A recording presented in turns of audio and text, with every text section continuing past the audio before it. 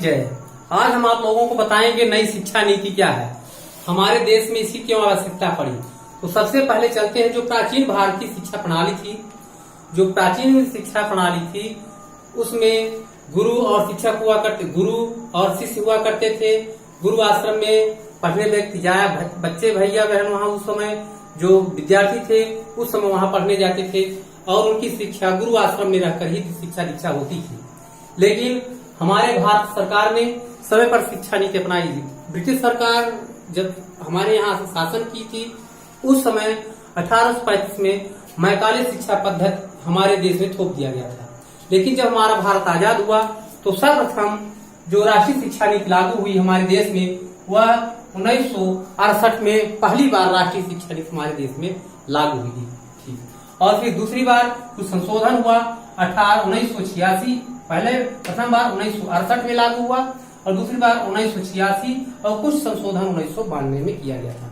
इस बार 2017 में इसरो के जो वैज्ञानिक थे डॉक्टर कस्तूरी रंगन ने उनकी अध्यक्षता में सभी राज्यों से विद्वान, केंद्रों से विद्वान, गांव, पंचायतों सभी के राय मशवरे संपर्क के द्वारा यह चिंतन किया गया, मंथन किया गया। उसमें पाया गया कि आखिर किस प्रकार की हमारे यहाँ शिक्षा प्रणाली विकसित की जाए जिससे सभी बच्चे अच्छे से पूर्ण उनका सर्वांगीण विकास हो सके।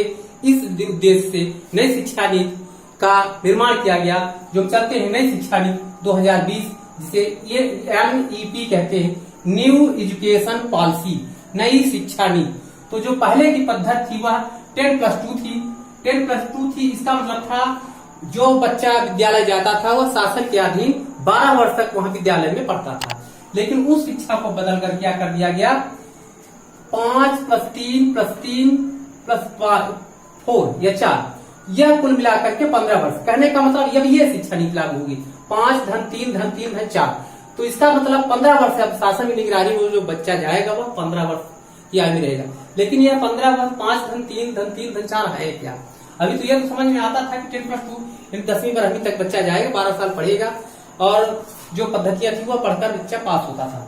लेकिन अब हमारे नई शिक्षा नीति में क्या क्या बदलाव किए गए हैं जिससे हमारे सभी देश के बच्चों का सर्वांगीण विकास हो सके, चिंतन कर सके, खोजों पर आधारित उनकी शिक्षा हो सके और करें और सीखे प्रयोगात्मक शिक्षा। उस शिक्षा को हमको 5+3+3+4 यही नहीं समझ में आ रहा है कि है क्या। तो हम इसी को आपको बताने के लिए बता रहे हैं कि नई शिक्षा नीति में 5+3+3+4 ये है क्या। तो आप समझ गए होंगे कि हाँ 12 वर्ष विद्यालय में बच्चा रहता था, 6 वर्ष की आयु कक्षा 1 में प्रवेश करता था। लेकिन अब सरकार की निगरानी में बच्चा कितने साल रहने वाला है, 15 वर्ष तक। 15 वर्ष तक जब बच्चा हो 3 वर्ष का, पहले 5 क्या है, तो जब बच्चा 3 वर्ष का होगा, जब बच्चा 3 वर्ष का होगा तो विद्यालय में एंट्री करेगा। यानी ये 5 वर्ष जो है 3 से 8 वर्ष की आयु यानी 5 वर्ष। तो जब बच्चा 3 वर्ष का होगा तो कक्षा में प्रवेश स्कूल में जाएगा। उस स्थिति में उसको किसी कक्षा में विशेष स्थान या कक्षा नहीं मिलेगी, केवल वह आंगनबाड़ी या संस्कार केंद्र या सरकारी स्कूल या प्राइवेट स्कूल में बच्चा जाएगा और 3 वर्ष तक लगातार विद्यालय जाएगा, खेलेगा, आएगा। क्यों यह शिक्षा ऐसा किया गया कि बच्चा जो था वह डरता था, विद्यालय नहीं जाता था और डरता था और जिससे वो विद्यालय न जा सके उसके लिए शासन ने यह नीति अपनाई कि बच्चा विद्यालय आखिर क्यों नहीं जाना चाहता। तो जो घर में खेलते हैं, अकेले खेल रहा है, 2 लोगों के साथ खेल रहा, वही खेल हम सामूहिक बच्चों के साथ, सभी बच्चों के साथ वहाँ वही सभी खेल खिलाएंगे। तो 3 साल इस तरह से शिक्षकों को भी ट्रेनिंग दी जाएगी कि 3 वर्ष तक लगातार बच्चा जाए, नाना प्रकार के खेल खेलेंगे, वहां पर कपड़े गंदा करेंगे, घर चले जाएंगे, न कोई झोला न झंडा कुछ भी दिए, कोई भी वेश पहनो और सीधे चले जाओ। तो वहां जाएंगे और खेलेंगे, वापस घर आएंगे, केवल 3 वर्ष तक। तो 3 वर्ष तक भैया जाएगा और आएगा। फिर जब 3 वर्ष बीत जाएंगे तो लास्ट के जो 2 वर्ष होंगे वो 6 से 8 वर्ष की उम्र हो जाए। कितनी? ये 6 वर्ष तक भैया पूछ गया, 3 साल तक आया गया तो उसकी उम्र हो गई 6 वर्ष।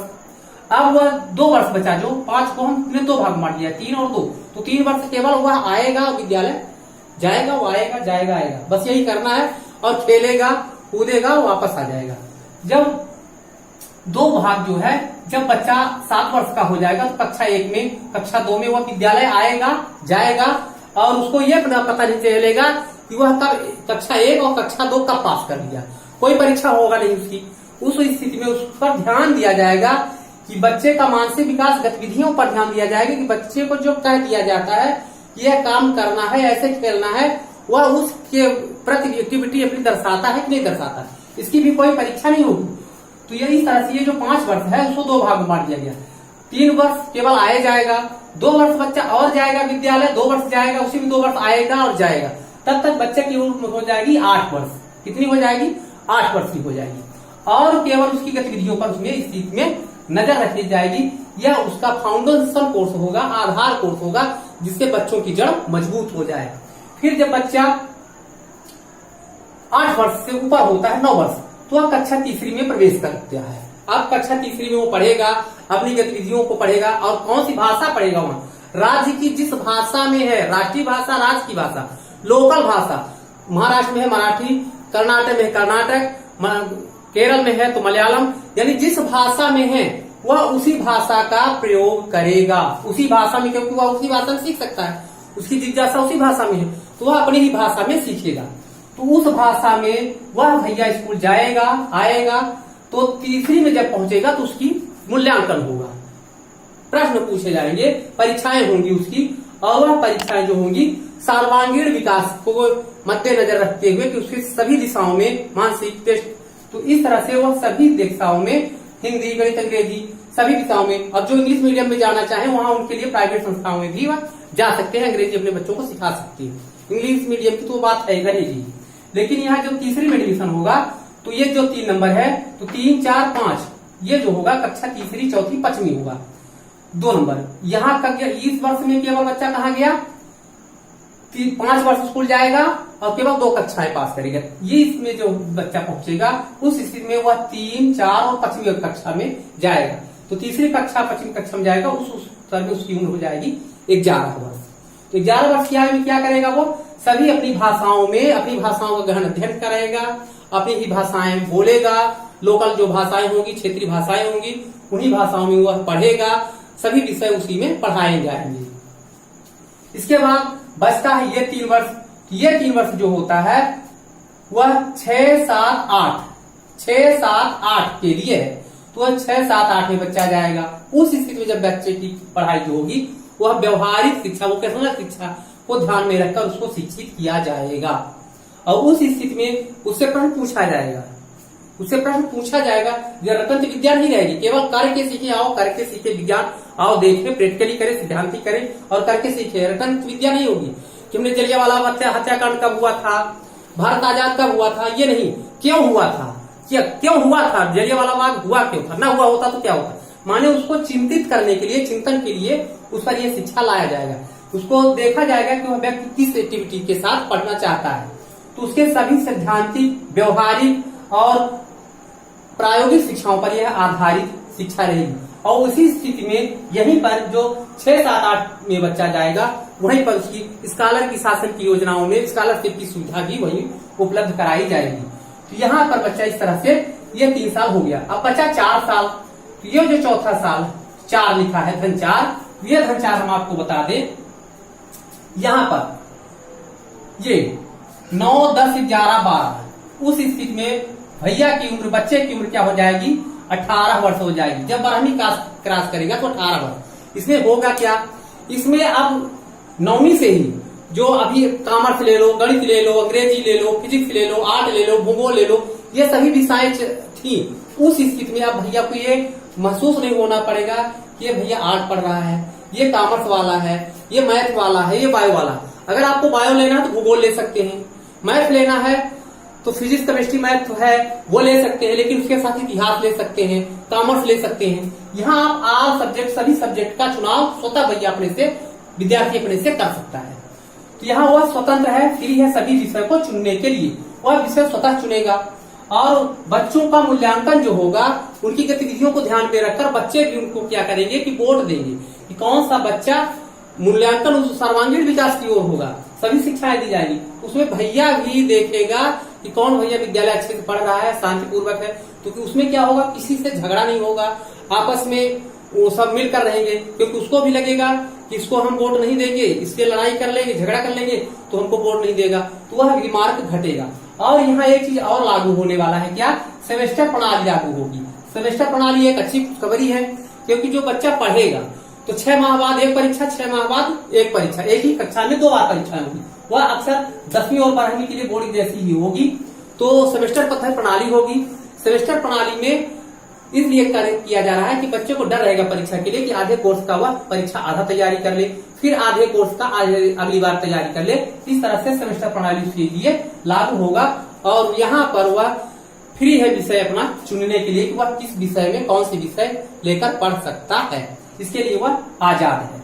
फिर चलते हैं आगे। ये हो गए 5 धन 3 धन 3 धन 4, यह 15 वर्ष आपके पूरे हो जाते हैं और 12वीं करने के बाद वह छात्र विद्यार्थी 18 वर्ष की है उसकी पूरी हो जाती है।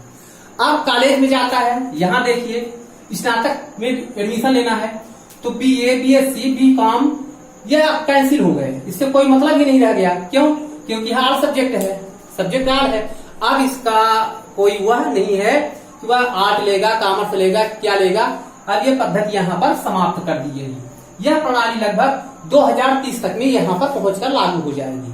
2030 तक में यह कंप्लीट हो जाएगा। 2030 में यहाँ भी तो जो फर्स्ट ईयर में जाएगा तो फर्स्ट ईयर पास, अब सभी सब्जेक्ट कोई भी सब्जेक्ट वो चुनाव कर सकता है अपने आधार पर और चेंज कर सकता है। तो अब फर्स्ट ईयर जब पास करता है तो उसको कहेंगे सर्टिफिकेट। क्या कहेंगे? सर्टिफिकेट। ये 4 साल का कोर्स होगा। ये स्नातक जो होगा ये 4 वर्ष का होगा और उसको हम क्या कहेंगे? फर्स्ट ईयर को कहेंगे सर्टिफिकेट। जो सेकंड ईयर होगा वो कहलाएगा डिप्लोमा। अब मान लो 1 साल कोई पढ़ा, 2 साल पढ़ा और वह कहता कि हमारी इच्छा नहीं है पढ़ने की, छोड़ना चाहता है तो छोड़कर चला गया। फिर अगले साल आया कि अब हम पढ़ेंगे, तो वह वहीं से फिर से पढ़ना स्टार्ट कर सकता है। तो वह तीसरी बार जब पढ़ता है, थर्ड ईयर में जाता है तो उसको हम कहेंगे डिग्री कहेंगे। फिर 4 साल का होता है तो वह कहलाता है रिसर्च, 4 साल का रिसर्च। तो इस तरह से चौथा वर्ष जो होगा वह रिसर्च कहलाएगा। तो इस तरह से यहाँ BA BSc का काम समाप्त कर दिया शासन ने, जो बहुत अच्छी है। सभी कंपटीशन टेस्ट के लिए सब उपयोगी रहेंगे। यहाँ आप सब्जेक्ट पढ़ेंगे, जो जिसका चुनाव करना होगा वह उस पद्धति में अपना कर पहुंच जाएंगे। अब आता है स्नातकोत्तर की बारी। स्नातकोत्तर होगा 1 वर्ष का। अब 1 वर्ष का हो सकता है, 2 वर्ष का। कैसे? देखिए, मान लो कोई 3 वर्ष पढ़ा, बीच में छोड़ दिया, चला गया, आता है तो कहता है कि नहीं अब हमको स्नातकोत्तर करना, तो स्नातकोत्तर में उसको एडमिशन दे दिया जाएगा। लेकिन वह स्नातकोत्तर उसका होगा 2 वर्ष होगा। तो अगर यहाँ 3 करता है और यहाँ 2 करता है तो 5 वर्ष, और अगर ये 4 वर्ष करता है तो उसको 1 ही वर्ष स्नातकोत्तर करना पड़ेगा। यानी पद्धति जो हमारी पुरानी थी, 3 वर्ष BA BSc भी काम करता था, 2 वर्ष MA BSc करता था, 5 वर्ष कंप्लीट होते थे। यहाँ पर वो 5 वर्ष लगेंगे, लेकिन सिस्टम थोड़ा चेंज है। फर्स्ट ईयर को सर्टिफिकेट, सेकंड ईयर को डिप्लोमा, थर्ड ईयर को डिग्री और फोर्थ ईयर को रिसर्च या शोध कहेंगे। और जो स्नातकोत्तर होगा वह 1 वर्ष या 2 वर्ष। 1 वर्ष का मतलब जो चारों लगातार करके आता है उसे 1 वर्ष करना होगा। MSc या MA काम यहाँ आई नहीं है, सब समाप्त है, तो 1 वर्ष स्नातकोत्तर की डिग्री मिल जाएगी। अगर वह इन दोनों को 3 को करता है, 1 छोड़कर चला जाता है, रिसर्च नहीं करता है, तो उसके लिए यहाँ 2 वर्ष उसको करना है। भाई ये नहीं कि छोड़कर चला गया तो वो 1 वर्ष में MA कर ले या ग्रेजुएशन उसका कंप्लीट हो जाएगा। तो यहाँ पर क्या करना है, उसके लिए 2 वर्ष कर दिया गया है।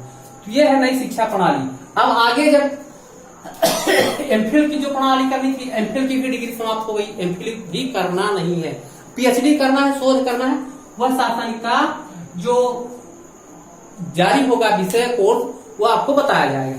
तो ये है नई शिक्षा नीति जो 2020 NEP न्यू एजुकेशन पॉलिसी के नाम से जारी जाएगी। और 10+2 के स्थान पर 5 धन 3 धन 3 धन 4 आपके समझ में आ गया होगा कि ये है क्या, कौन सी पढ़ाई पढ़ेंगे, किस तरह से हमारे यहाँ पढ़ाई की जाएगी। तो चैनल को हमारे तुरंत सब्सक्राइब करें, लाइक करें और कमेंट करें। धन्यवाद।